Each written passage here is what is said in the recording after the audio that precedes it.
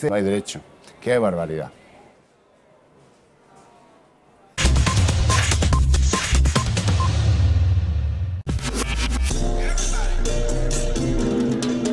Now, everybody, do it.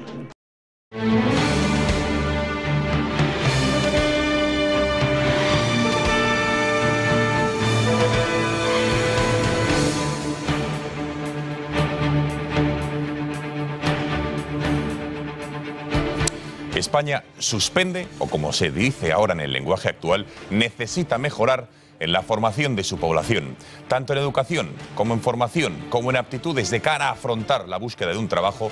En todo ello tenemos un enorme déficit que nos separa año a año del nivel del resto de países europeos. Beatriz Rojo, buenas noches. Empezamos con el qué. Muy buenas noches, Gonzalo. La OCDE ha publicado un nuevo informe que critica diversos aspectos de la educación, formación y economía de nuestro país. España tiene un 20% de ninis, es decir, 20 de cada 100 jóvenes en edad de estudiar o trabajar no hace ni lo uno ni lo otro. Ojo a otro dato, tenemos 10 millones de adultos muy poco cualificados, con lo que urge invertir en su nivel de competencias. Varapalo de la Organización para la Cooperación y el Desarrollo Económicos a España en pleno siglo XXI y en pleno debate sobre si hemos salido de la crisis, sobre cómo detener el desafío separatista además y sobre la inversión que se hace en el sistema educativo. La tercera W no corresponde al quién, sino al qué. Nuevamente suspendemos en matemáticas, en lectura, en ciencias. Nuestro sistema educativo, en concreto en alumnos de 15 años, está muy por debajo del promedio de países de la OCDE y de la propia Unión Europea. Siendo así, no hay manera de que España mejore su competitividad en este mundo tan competitivo. La pregunta que cabe hacerse es, ¿hay que invertir más dinero en educación? ¿Es el dinero la solución al problema? Desde la izquierda aseguran que sí, pero la realidad demuestra que no es cuestión de mayor inversión, sino mejor utilización de los recursos ya existentes. Verbigracia, las 4 comunidades autónomas que mejor puntuación obtienen en el informe no son las que más dinero público invierten en educación. Las vergüenzas de nuestro país sacadas a relucir por la OCDE, sometidas al análisis de Eduardo García Serrano en nuestro editorial.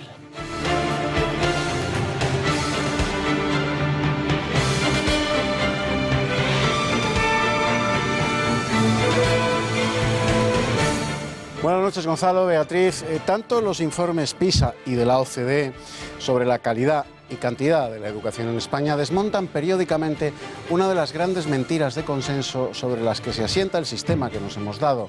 Aquella que, a pesar de repetirse como una cansina melopea, no se ha convertido en una verdad. Esa que dice que España tiene hoy las generaciones mejor educadas y preparadas de toda su historia.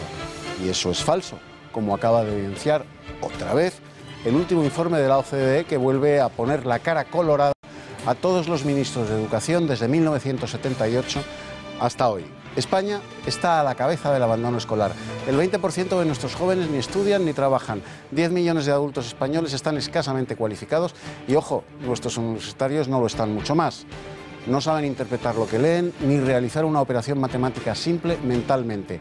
Pero aún así, sus dirigentes políticos les engañan halagándoles, eso sí, con el mantra de que son las mejores y los más preparados de la historia de España. Falso, como acaba de señalar otra vez el informe de la OCDE.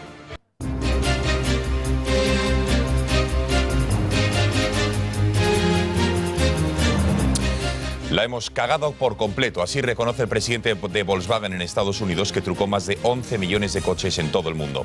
La compañía automovilística, que solo en el primer trimestre del año vendió más de 5 millones de vehículos, ha admitido en un comunicado que usó un software en el que trataba de engañar a las autoridades medioambientales estadounidenses sobre las emisiones de sus coches diésel. Según la prensa alemana, su cabeza pende de un hilo. So let's be clear about this. Our company was dishonest, and in my German words, we have totally screwed up. Mariano Rajoy asegura desconocer por qué siguieron pagando un sueldo de 21.000 euros por una actividad desconocida a Luis Bárcenas. En una entrevista radiofónica, el presidente del Gobierno ha eludido dar más explicaciones sobre el caso del extesorero, al asegurar que ya se ha explicado reiteradas veces al respecto. Sobre la multa impuesta por la Seguridad Social a su partido, dice cortante que la pagarán y punto. Pues mire usted, no lo sé. Si la Seguridad Social nos ha puesto esa sanción, pues supongo que la pagaremos y punto. ¿Mantuvieron Caos en Madrid por el cierre de la Gran Vía en día laborable, una decisión del Ayuntamiento madrileño, iniciativa de Manuela Carmena, para celebrar el Día Europeo sin coches. La clausura de la céntrica vía ha provocado atascos en la capital durante toda la mañana. Desde el consistorio defienden su postura, asegurando que tan solo pretenden devolver el espacio público a la ciudadanía. Y que los coches asuman la diversidad.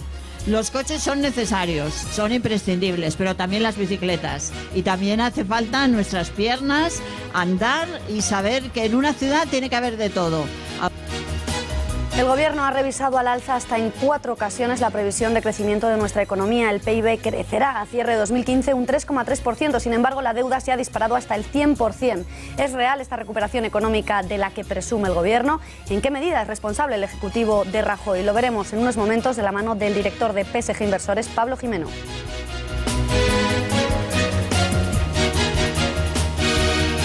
Los deportes, Juan Manuel Pérez Noya, buenas noches. Buenas noches. Bueno, carrusel de exclusivas esta noche en Punto Pelota, justo en la víspera de una nueva jornada de Liga.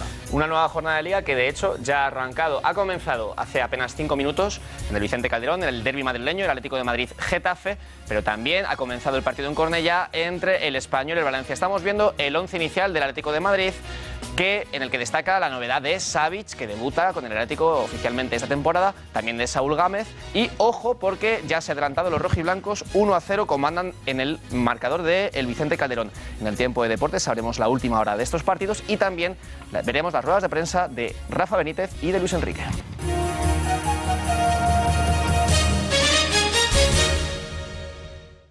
Abrimos página política recordando las palabras del presidente del Gobierno, Mariano Rajoy, quien esta mañana no ha querido valorar qué le parecería una victoria por mayoría de escaños y de votos de la lista independentista de Junts pel Sí, ya que considera que no hay escaños ni votos suficientes para cometer lo que él considera una ilegalidad.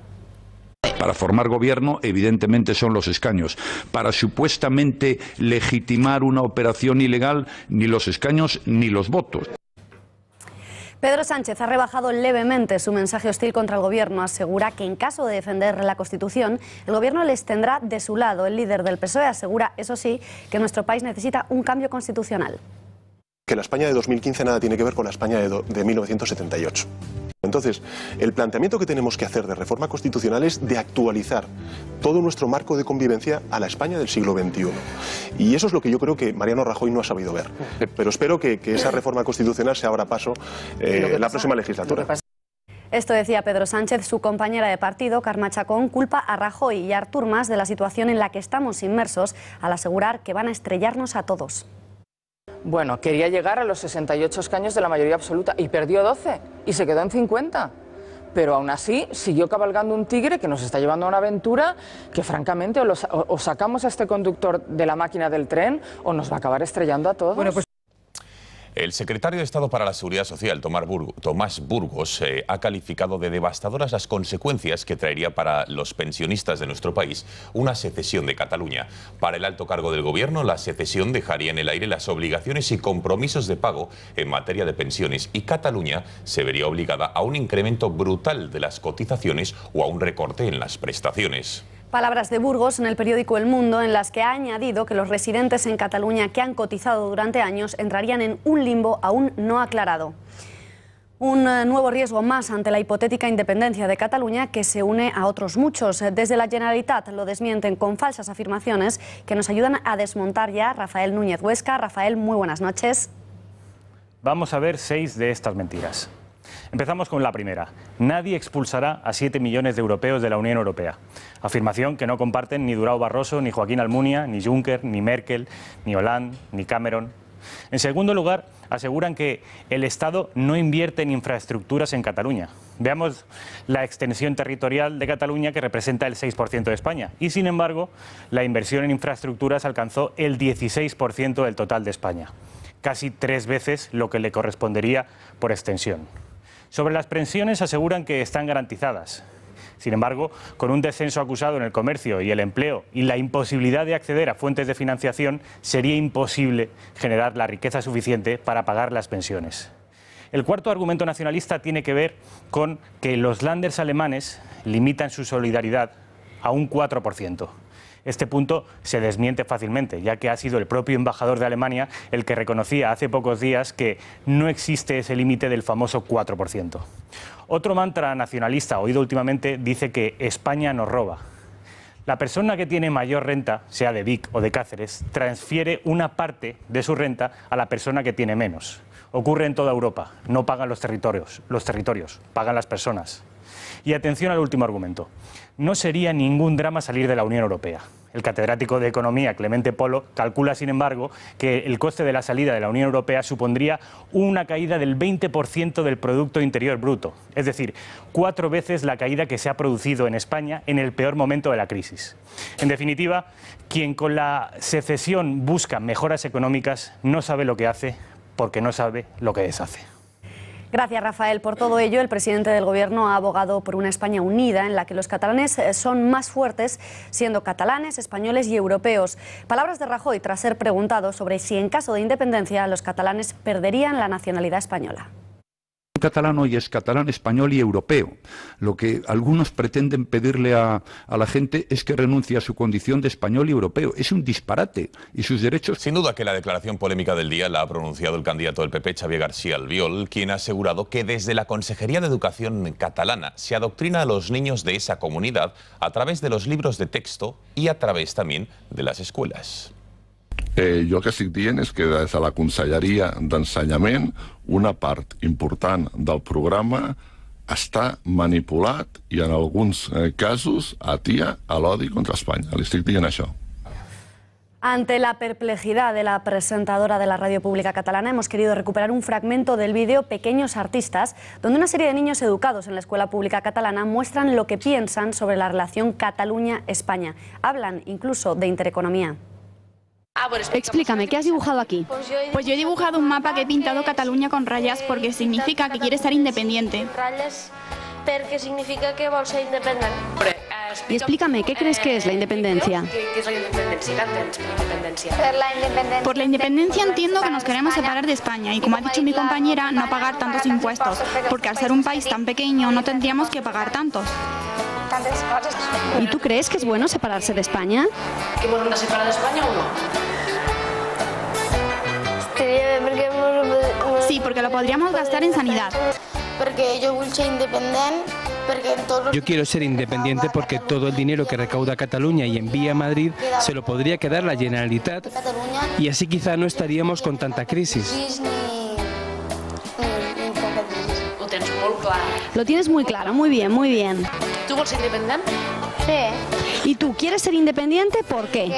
Yo he sentido en un mundo de programas de la tele. Yo he escuchado un montón de programas en la tele españoles, como Intereconomía, que dicen... Uy, es que menudo canal has escogido, ¿eh? Uy, Intereconomía. Cataluña es una boca más que alimentar, dicen esto, pero no nos dejan irnos porque Cataluña depende de España porque nosotros pagamos y España no nos paga nada a nosotros y esto ya se tiene que acabar. Ya está bien la broma, ¿no? Sí. Ya está bien la broma. Sí. ¿No? Sigue el cruce de declaraciones en lenguaje tribal entre Artur Mas y Pablo Iglesias. Escuchen lo que decía el presidente de la Generalitat anteayer sobre y de qué manera Rajoy, Sánchez, Iglesias, en definitiva los que vienen de Madrid, dicen tratan a los catalanes. Y vean más tarde la respuesta de Pablo Iglesias. Indígenas, decir jefes Madrid, PP, PSOE, Podemos, decir que gran corte de manga. Parece que esto va de indios. Coleta morada mandar señales de humo a pequeño Puyol. Coleta morada no entender pequeño Puyol votar reforma laboral con gran jefe Plasma. Eduardo, tú no podías ser menos y en medio de esta escalada del lenguaje de los indios del viejo oeste, tú querías dar tu opinión. ¿En qué idioma? Pues en el de los indios hispanos. Dada la tendencia a la tribu y a la taifa de la política española, los jefes tribales han roto la pipa de la paz y con el hacha de guerra han desenterrado la primitiva lengua de las plumas y el taparrabos. Caballo loco de indios barretinos amenazó corte manga de nativos catalanes a los jefes blancos que hacen trueque votos por agua de fuego. Contestar a caballo loco, gran jefe Coleta Casposa de la tribu Perroflauta Pies Negros, que mandar señales humo a ladrón chorizo, cachorro Puyol. Hoy contesta a caballo loco y a Coleta Casposa, gran jefe tribu españoles hasta escroto. Gran jefe decir así: nativos hispanos, estar hasta pelotas de caballo loco y Coleta Casposa y de otros jefes tribales que saber solo hacer el indio. Comenzar a picar ya las pulgas de la pelliza. Firmado Viriato. Postdata: cortar cabellera a Coleta Casposa y cola a caballo loco, ser fácil y posible. A buen entender, pocas palabras bastar. Jau.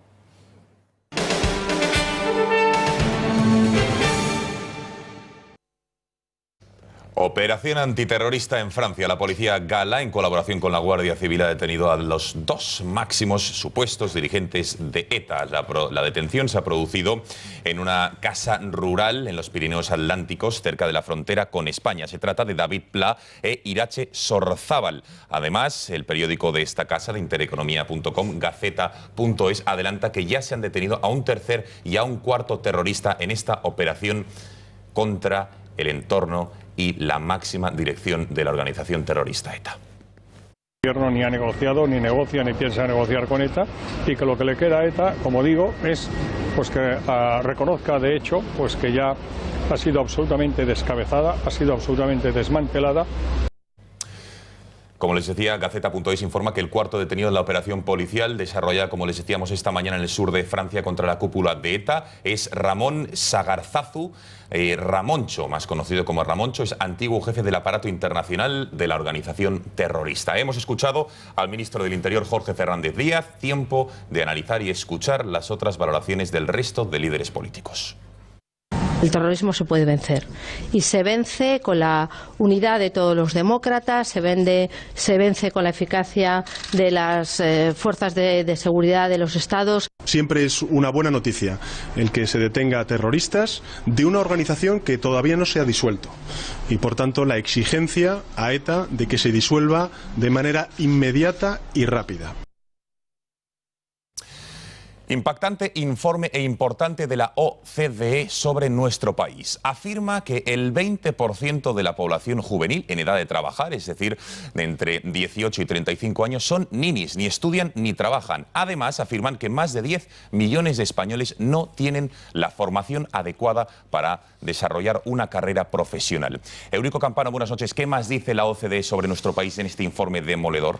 ¿Qué tal, Gonzalo? Bueno, pues demoledor, efectivamente, sobre todo en materia educativa y también en materia laboral. Se asegura que España tiene un 20% de ninis, que la precariedad es la tónica entre nuestros jóvenes. En España los contratos temporales duran 6 años, según la OCDE, 6 años promedio, mientras que en Dinamarca tan solo 2. El salario medio de un joven era de 1.200 euros en 2008, tan solo de 895 años después. La media de los llamados minijobs en Europa apenas supera el 4%, mientras que en España ronda el 22%. Nuestras cifras de desempleo juvenil siguen superando el 50%, rondan el 52, el 54, y las principales responsables de las principales consecuencias de esta situación que arrostran nuestros jóvenes son la estigmatización social, la pérdida de confianza, una mala salud mental o la atrofia de sus capacidades. Como soluciones, el organismo internacional propone remover las barreras fiscales a la contratación, mejorar la transición de los jóvenes del sistema educativo al trabajo estable, fomentar la formación en el lugar de trabajo para potenciar la productividad. Además, la OCDE critica que el 58% de los impuestos en España graven el trabajo. Las altas cotizaciones y la estricta legislación laboral tampoco ayudan a mejorar el maltrecho mercado de trabajo español, según este organismo. Tiempo de analizar este informe de la OCDE. Para ello contamos con la presencia de Manuel García. Él es profesor y está acostumbrado a trabajar como docente con alumnos. Y vamos a analizar, ¿es real, señor García? Buenas noches, por cierto. ¿Es verosímil este informe de la OCDE? ¿Tan mal está nuestro país? No solamente es verosímil, porque son datos fríos y estadísticos tomados, sino que además es el resultado de los primeros análisis de la política que se realizó con el PSOE, con Zapatero, con el Plan Digital 2000, la Escuela 2.0. y realmente se está viendo que el tema de la inmersión de los medios audiovisuales no son suficientes para mejorar los datos que ya teníamos desde antes del 2009. O sea, realmente estamos pasando una crisis muy importante. ¿Y cuál es la solución, bajo su punto de vista, para mejorar nuestro sistema educativo? ¿Es cuestión de más dinero? ¿Es cuestión de qué? Más dinero no. En principio, siempre que se pueda meter más dinero, siempre es bueno. Se tiene que seguir haciendo esfuerzos en ese asunto, pero en ese aspecto, pero siempre hay otra cosa mucho más importante que tenemos que mejorar. Tenemos que mejorar las condiciones en las cuales los chavales están estudiando. ¿Qué condiciones son esas? Pues son las condiciones sociales en las que se mueven las familias, porque realmente los chavales son al final realmente los perjudicados en todo este entramado. Y entonces hay que mejorar las situaciones del país, las situaciones de nuestros políticos dando ejemplos que no se deben, las propuestas que hay para el desarrollo profesional de los chicos una vez que acaban sus estudios, ver una serie de modelos distintos a los que se están viendo ahora mismo como dinero fácil gracias a programas o a vivir de la imagen y vivir mucho más del esfuerzo. Y no dedicarse solamente a temas puramente de dinero fácil, ¿no? Señor García, el esfuerzo tiene que estar mucho más motivado, mucho más valorado. Señor García, brevemente, el informe no solo avisa de que los jóvenes van mal, sino que además tenemos un 20% de ninis en edad de trabajar y encima 10 millones de personas no tienen, según este informe, la formación suficiente. Muy mal panorama, ¿no? No solamente muy mal panorama, sino que el principal trabajo de los que no tienen trabajo sería buscar trabajo, y eso requiere forjar caracteres, crear esfuerzo, potenciar las situaciones en las que estos chicos se pusieran a trabajar, se buscaran un futuro ellos mismos también, con las ayudas del Estado, por supuesto, de la Administración y del resto de la sociedad, pero tendrían que poner de su parte. El ser nini significa no trabajo y no estudio, no me formo en ninguna de las dos cosas, y el trabajo tiene que salir de ellos, y eso es lo que estamos no potenciando con el nuevo estado que tenemos ahora mismo de la escuela española. Pues queda clarísimo, ha sido usted muy didáctico como buen docente. Señor García, muchísimas gracias por haber estado aquí esta noche. Vamos enseguida ya con la sección de Economía para Principiantes, y en los próximos minutos les anunciamos ya que tendremos una entrevista en directo con Daniel Portero, presidente de Dignidad y Justicia.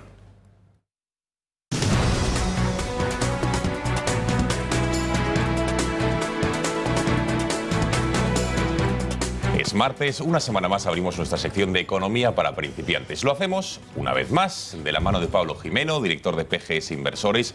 Hoy vamos a hablar de la economía española y de su recuperación, o supuesta recuperación. Pablo, muy buenas noches. ¿Qué tal? Buenas noches. Bueno, antes de comenzar y de sacarte un titular, vamos con ello, porque el Gobierno este año ya ha revisado al alza, por ejemplo, hasta en 4 ocasiones el crecimiento de nuestra economía, del PIB. Dice que cerraremos 2015 con un crecimiento aproximado del 3 y pico %, 3,2, 3,3, etcétera, etcétera. ¿Es real esta recuperación que vende y que proclama el gobierno de nuestro país? Pues es el gran análisis, porque están presentando para las elecciones generales una defensa de que el principal parámetro que tienen es la gran recuperación económica que están teniendo.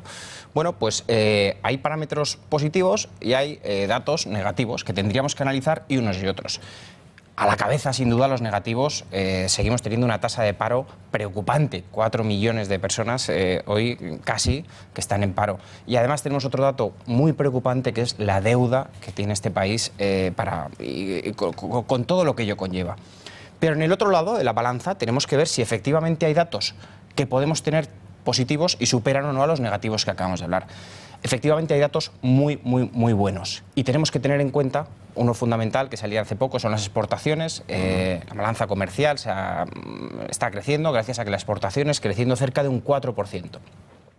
Tenemos algunos datos importantes que tenemos que tener en cuenta, del tipo pues, la mejora de la competitividad. Tenemos que ver que se están viendo efectivamente algunos hechos que están sin duda ayudando a que el crecimiento que se está teniendo en la parte de automóviles, pues datos con un crecimiento en torno al 20%. Y tenemos que hablar también del consumo interno, una variable que afecta positivamente y que está suponiendo el consumo de todas las familias, la confianza aumente, y con eso, pues por ejemplo, el mercado inmobiliario que está creciendo, porque las familias españolas se están atreviendo a comprar un piso cuando antes no se atrevían a meterse en una hipoteca. Pablo, de los datos que acabas de desgranar, ¿de cuáles diríamos es culpable, entre comillas, el Gobierno y cuáles son resultado como consecuencia de la coyuntura económica? Bueno, pues a un lado y a otro pues tenemos que analizar, porque claro, al final la oposición, los medios de comunicación se ceban y dicen, oye, ¿qué culpa o qué labor ha hecho Rajoy o el Gobierno actual para conseguir, bueno, pues que los datos del turismo sean récord históricos de los que estamos teniendo, que tanta gente esté viniendo y esté gastando? Estamos hablando de unos datos de 30 millones de personas que han venido a nuestro país solo en los 6 primeros meses. Es un récord histórico. Bueno, pues ¿tiene culpa Rajoy o ha hecho algo bien para que haya más sol? Pues probablemente no, pero bueno, ha afectado también que hay países con un drama bélico, que el foco turístico se está viniendo más hacia España y no influye. Hay otro dato que podemos decir, pues por ejemplo el tema del petróleo. Ahí se ha encontrado una sorpresa al Gobierno con un ahorro de costes bestial. Nuestra competitividad está subiendo enormemente porque la bajada del petróleo para España, que no es un país exportador de petróleo, hace mejorar nuestra productividad. Tampoco hemos hecho nada para encontrarnos con esta sorpresita que nos hemos encontrado. La financiación, le culpan y dicen, tampoco ha hecho nada. Bueno, yo ahí difiero. Creo que sí que se han hecho para conseguir contener una prima de riesgo que estaba cercana a los 700 puntos hace 2 años, haberla contenido. ¿Y eso qué supone? Pues que en uno de nuestros principales problemas que tenemos, que es la deuda pública, el poder financiarnos más barato, pues nos ayuda mucho. ¿Y cómo nos afecta? Bueno, pues reduciendo costes. Con lo cual, hay variables que no y hay variables que sí, pero algo sin duda de fondo se está cociendo de manera bien hecha. Vamos a otros datos que día sí y día también hemos escuchado en los medios de comunicación durante tantos años, que es ese famoso déficit de las cuentas públicas. El Gobierno ha priorizado durante toda esta legislatura reducirlo. Decimos que con Zapatero nos lo encontramos, según fuentes, pues en torno al 11%. Parece ser que lo hemos reducido, pero ¿a qué precio lo hemos reducido? Porque claro, la deuda pública se ha disparado en torno, el heredor de Rajoy, en torno al 70% del PIB, ahora está en torno al 100%. ¿Hemos reducido déficit para aumentar la deuda exponencialmente? Pues interesantísimo el debate. ¿Qué es lo que se ha hecho para conseguir estos buenos datos? Seguimos con unos números realmente preocupantes de la deuda que tiene este país. Y bueno, ahora iremos hilando los factores de cómo han influido y cómo nos va a influir. Pero efectivamente los remedios que se han tenido, que unos son buenos y otros malos, porque recordemos que la macroeconomía, cualquier tornillo que ajustas, desajusta a otro. Tenemos una deuda preocupante y ahora nos salen con un tema que son las elecciones generales y las elecciones catalanas, que dicen, bueno, va a tener trascendencia, lo analizaremos más adelante, pero hay que analizar lo que nos va a suponer financiar esa deuda. Un ejemplo muy gráfico, supongamos que vamos a pedir una hipoteca al banco y si nos da igual que nos financien la casa al 1, que al 5, que al 12%. No es lo mismo y ojo con este tema. Pablo, la prima de riesgo hoy ha subido un 2,11%, ha cerrado en los 135 puntos. Antes no había día que los telediarios de todo el país no abriesen con este dato y ya prácticamente casi nadie habla de ello. ¿Hasta qué punto es importante la prima de riesgo? Bueno, pues la prima de riesgo, fíjate, era un término que hace 3 años no es que no saliera en ningún lado, es que ni la conocíamos. De pronto se empieza a disparar, llegamos casi a los 650 puntos y hasta estuvimos a punto de barajarse la posibilidad de una salida, es decir, temblando, de volver la peseta. Bueno, pues ahora se contiene y parece que no se habla. Bueno, ya nos ha quedado un poco en la retina a todos de que es un tema que hay que tener cuidado, la prima de riesgo. Pero efectivamente tenemos que hacer una comparación con nuestros vecinos de qué nos supone a nosotros. Bueno, tenemos la francesa en torno a 50 puntos, que les supone financiarse prácticamente nada. Tenemos a Alemania, bueno... Es el referencial, claro. Es el referencial que tenemos, que es que hasta casi pagan por tenerlo. Pero tenemos nuestra paridad, que parece que llevamos unos meses equilibrada con la italiana, que podría ser una pareja España, por las variables de las que se tiene en cuenta, y estamos ya 20, 30, 40 puntos por encima. Con lo cual es un tema realmente importante y que hay que preocuparnos. ¿Y por qué está subiendo la prima de riesgo? Un 2% que ha subido recientemente. Bueno, pues está subiendo por 2 cosas que están inquietando a los mercados. 2 cosas que inquietan y mucho. Y una es el ruido que se está haciendo desde Cataluña y la otra es unas elecciones generales que, como no salga un gobierno fuerte, habrá que agarrarse. Bueno, pese a que los datos de la EPA, ahora de Rajoy, digamos que ya ha igualado el número de parados que dejó Zapatero, después de la escalada que hemos tenido durante 4 años, es decir, que está bajando el número de parados, seguimos con tasas de desempleo por encima del 20%. ¿Cómo podemos hablar de recuperación sabiendo que hay tantas personas en nuestro país que no tienen trabajo y que tenemos unas cifras claramente inaceptables?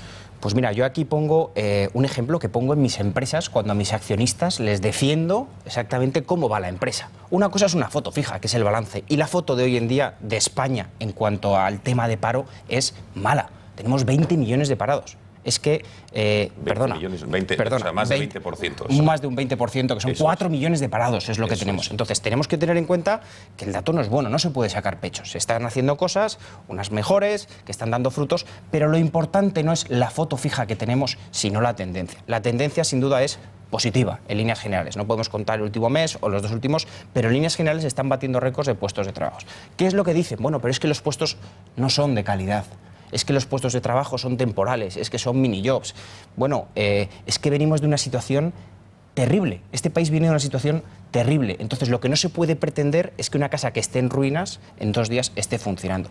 Desde nuestro punto de vista, se están mejorando y los contratos que hay serán más fuertes a medida que avance la confianza y vayan aumentando las variables que lo puedan defender. Pablo, otra de las afirmaciones más proclamadas por el Gobierno es la de que a nivel internacional somos un ejemplo de constancia, de trabajo, por cómo hemos salido de la crisis. Pero ¿cómo se nos ve realmente en el exterior? ¿Cómo se nos ve fuera? Bueno, pues para ver cómo nos ven habría que tener en cuenta 2 parámetros. Vamos a analizar los medios de comunicación, es decir, qué dicen, porque los de dentro ya los conocemos a todos y podemos hacernos una idea. Pero ¿y los de fuera? ¿Qué dicen? ¿Nos están poniendo bien? ¿Están poniendo positivamente lo que se está haciendo? Pues bueno, la verdad es que la prensa económica se está haciendo eco de una buena gestión en España. Eso es lo que se puede leer en la prensa internacional. Por supuesto, sí, con datos fijos que tenemos del paro, de un país que tiene... Sí, pero la prensa lo que se está haciendo es bueno y tenemos que tener en cuenta lo que dicen las instituciones. ¿Qué es lo que dice el Fondo Monetario Internacional? ¿Qué dice el Banco Central Europeo? Europa está creciendo al 0,4%. Nos dan un crecimiento en torno al 3,3%. Es decir, entre el 0,4%, que es la media europea, y cuentan todos, entre Alemania, entre Francia, y ese 3,3%, hay una gran diferencia. Bueno, desde mi punto de vista, la visión sobre España, a no ser por las noticias que tenemos por el tema electoral, que está generando incertidumbre, desde mi punto de vista es que tienen un foco como una sensación positiva. La marca España se está reforzando, la confianza, y fruto de eso es que las exportaciones también están creciendo gracias a la confianza que a su vez genera el punto que tenemos. Queda clarísimo estos grandes datos que nos ha dado Pablo Jimeno. Pablo, si le parece, le emplazamos otra semana para hablar cuándo empezarán a notar los bolsillos, los ciudadanos a pie, esta recuperación, porque creo que también es un debate y un análisis apasionante, así que para otras semanas dejamos este debate. A ver si es pronto. Encantado y gracias. Gracias y buenas noches. Buenas noches.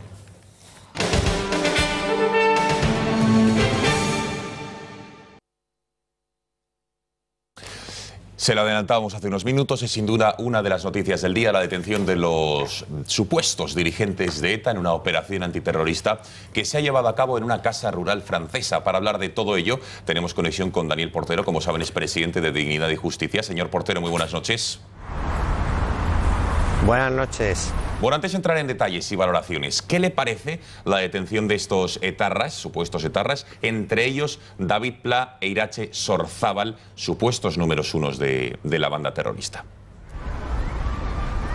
Bueno, es el descabezamiento lógico de la organización terrorista ETA en la clandestinidad, pero no tenemos que olvidar que aún quedan 40 miembros de ETA en la clandestinidad que forman parte de la organización y que no han sido detenidos y que tienen que ser puestos a disposición judicial. El golpe es durísimo para ETA y yo creo que hoy las víctimas del terrorismo somos los que tenemos que brindar con champán y otros serán los que tengan que llorar, al contrario de lo que pasaba antiguamente.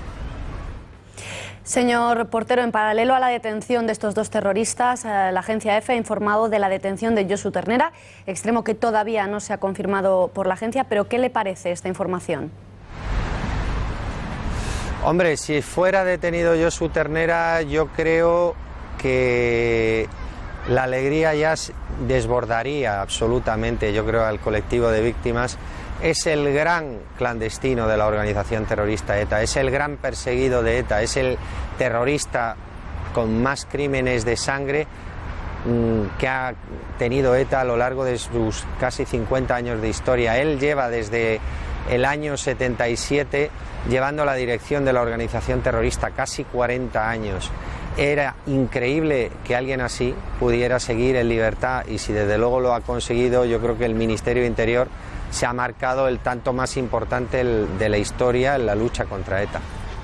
Bueno, de momento es una información que ha filtrado la agencia EFE. Desde luego, como le decía Beatriz, el Ministerio del Interior todavía no ha confirmado esta detención. De hecho, un portavoz de otra asociación de víctimas ha asegurado que a Josu Ternera se le había incluso detenido, pero que se le ha liberado. ¿Por qué? Durante los últimos años en los medios de comunicación venimos escuchando que a Josu Ternera se le tiene localizado, se le tiene absolutamente sitiado. ¿Por qué, si el CNI, el Ministerio del Interior, lo sabe dónde está, no le detiene? Hombre, yo creo que aparte de que eres un experto en fugas, y ya lo demostró la última vez, precisamente los Pirineos, digamos, muy cerca de estas detenciones que se han producido ahora, es alguien que está muy acostumbrado a la fuga y hombre, yo quiero bien pensar, por lo menos con este gobierno, sé que en la época de Zapatero desde luego no nos podíamos fiar de todas las escapadas que se producían de Josu Ternera, precisamente justo antes de detenerlo. Hombre, me extrañaría mucho que a día de hoy el gobierno español se sometiera a la misma disciplina que tenía Zapatero. Me parecería un error terrible. No creo que esté en esa línea, ni creo que tampoco esté el CNI, ni Policía Francesa, ni Española, ni Guardia Civil. Estas detenciones se producen una semana después del anuncio del Gobierno de Francia de contactos y negociaciones con ETA o su entorno. Ustedes pidieron que cortaran el diálogo porque creen que los etarras buscaban embaucar al Ejecutivo galo, pero las detenciones de hoy demuestran que Francia sigue con la guardia en alto, ¿no cree?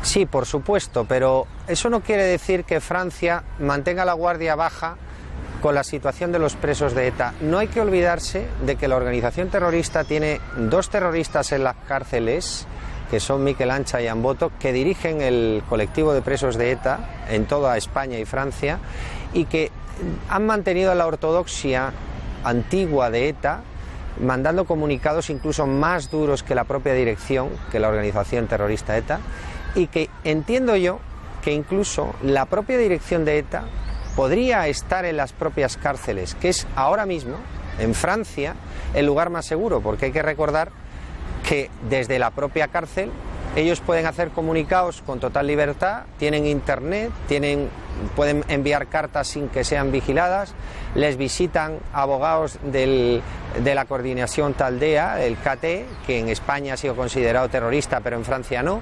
Es decir, tienen absoluta libertad.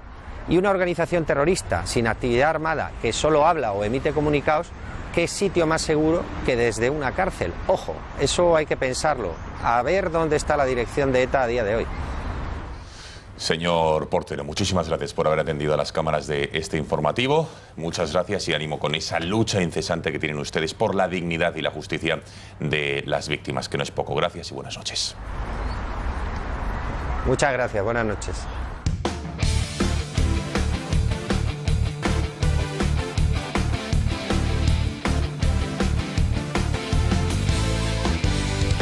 Y en los deportes, Juan Manuel Pérez Noya, buenas noches de nuevo. Buenas noches. Bueno, carrusel de exclusivas esta noche en Punto Pelota, que nos tienes a todos en vilo. Esta noche, y no solamente esta noche, sino que también las que tuvimos anoche en un magnífico programa de esta nueva etapa de Punto Pelota. Antes de ello, nos ponemos con esa entrevista que concedió Keylor Navas en 2 emisoras, la COPE, la cadena SER. Habló claro, dijo que no se quería ir del Real Madrid, comentó cómo vivió ese fichaje frustrado de David De Gea y su posible salida al Manchester United. Y como decimos, dejó muy claro que de haberse ido hubiera sido contra su voluntad. Yo desde que firmé por el Madrid era un sueño para mí, nunca he pensado en irme, o sea, eso lo tengo claro. Obviamente habían cosas muy buenas también, Manchester es un gran equipo, pero no sé, como que yo sentía un sinsabor de que no había podido jugar nunca ni 3 partidos seguidos. Bueno, pues Keylor Navas ha entrenado hoy con el resto de sus compañeros. El que no ha podido hacerlo es Sergio Ramos, que sigue doliéndose de esa luxación en el hombro izquierdo. Estamos viendo cómo ha trabajado en solitario con un aparatoso vendaje que le impedía moverse. Bueno, pues anoche, precisamente en Punto Pelota, antes que en ningún otro lugar, ya se informó del estado físico de Sergio y de que no podrá jugar no solamente este fin de semana, sino tampoco este miércoles, sino tampoco el próximo fin de semana. Escuchemos la información exclusiva de Ulises Sánchez Flor. Podemos decir que Sergio Ramos ha pasado unas pruebas en la clínica Sanitas La Moraleja y esas pruebas son preocupantes y parece ser que Sergio Ramos no va a poder jugar este miércoles en San Mamés contra el Athletic de Bilbao y probablemente tampoco el partido del sábado contra el Málaga, o sea que la luxación de hombro de grado 2 le va a dar guerra a Sergio Ramos. Bueno, Ramos no jugará, el que tampoco jugó el último partido del Real Madrid, José Rodríguez. Se habla bastante acerca de una posible mala relación entre Rafa Benítez y el extremo canario. Hoy ha hablado el entrenador blanco y ha comentado así que no hay caso José, pero eso sí, no ha vuelto una vez más a soltar un palo al joven jugador del Real Madrid. Yo lo que tengo que crear es un ambiente de competitividad entre ellos.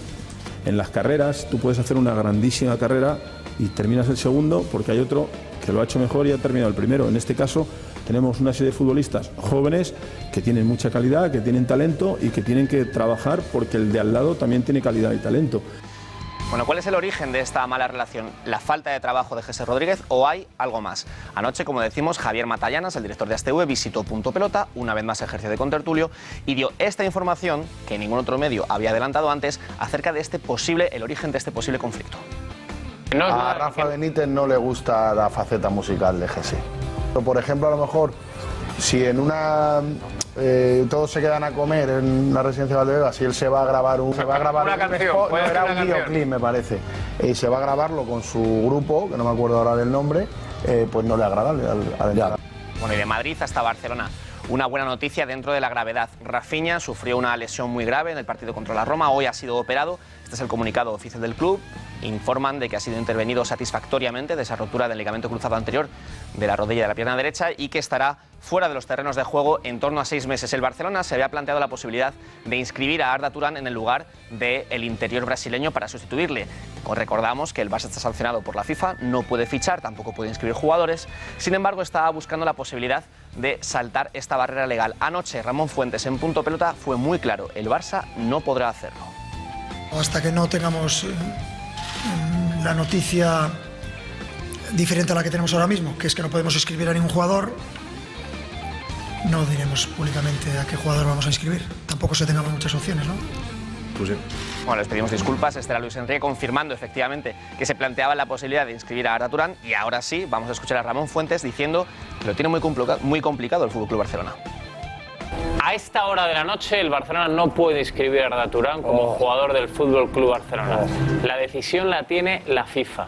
El Barcelona ha hecho una consulta a la FIFA, la Federación está esperando conocer la decisión de FIFA para saberlo, pero hay un precedente importantísimo y es que el Barcelona ya consultó sobre jugadores de categorías inferiores y la FIFA le dijo que no.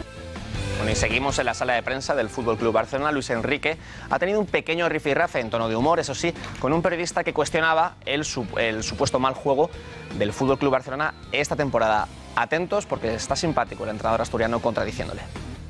Vais líderes, habéis ganado todos los puntos que había en juego y de momento, a pesar de que se pueda decir que no es el juego brillante del todo, pero se está salvando. ¿No te gusta el juego brillante? Sí, no, cuidado. Digo que se ha dicho. Sí, haz memoria. Digo que se ha dicho. Se ha llegado ¿Quién lo ha dicho? Bueno, lo hemos dicho. Vamos. A pesar de todo ello, vais líderes. ¿A ti qué te parece? ¿Es brillante o no? No como el año pasado. Espérate, hombre, ¿el año pasado a qué altura? No, a estas alturas.